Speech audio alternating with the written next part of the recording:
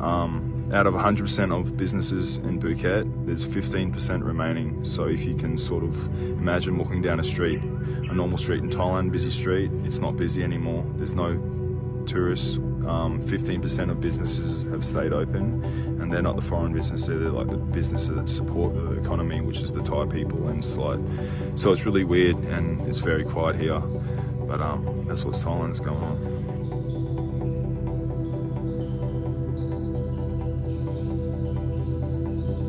We're actually struggling to make this video because we want to always be honest and real with you guys about what's going on. And yeah, we have handed Powerhouse Phuket, our gym, over to Jack, and it was a hard decision and like a tough one, especially like this year and like how it all became. And we love everything about it, and we're so glad that Jack is going to continue to like keep the gym going and alive, and the vibe and the trainers, and that's awesome. But the big thing is that we just don't have the we just can't, me and Brooke just can't keep it going. So but we're totally here to support Jack, and we love that he's taking it on to like keep Powerhouse going. It's a tough time right now for everyone.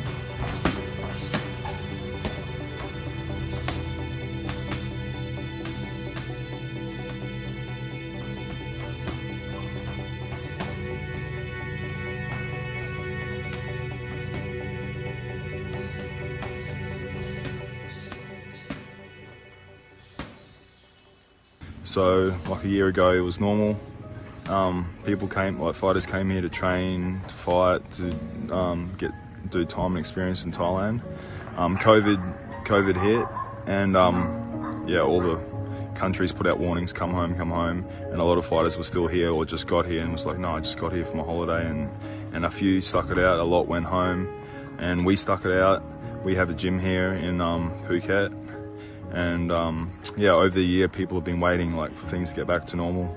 We went into lockdown at the start of it, and it was a pretty freaky time, like with just the way like the locals were handling it, about like that with foreigners.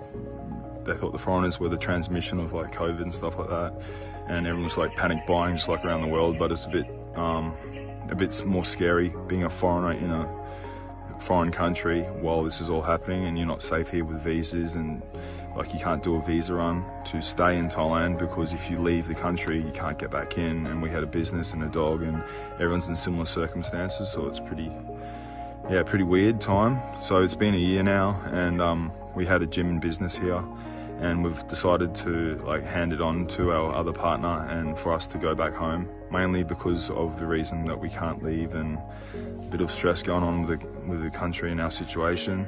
So we're getting our dog back to Australia and going back to Australia to just go home, be safe for a bit and get back, but it's costing a shit ton of money. The fighters that have stuck it out through this, there was the original first lockdown that was what I talked about before, and that went for a long time, for I think a couple of months, and the gyms were shut, like everything was shut, so people were just like training at home and stuff like that. And a lot of people left because who wants to be here when you can't do anything? You couldn't even swim at the beach. Foreigners were getting slammed hard with fines because there wasn't tourism, which means the police weren't getting their cuts, their fines, so they were slamming foreigners, and the foreigners didn't have money, so it was like a really weird cycle.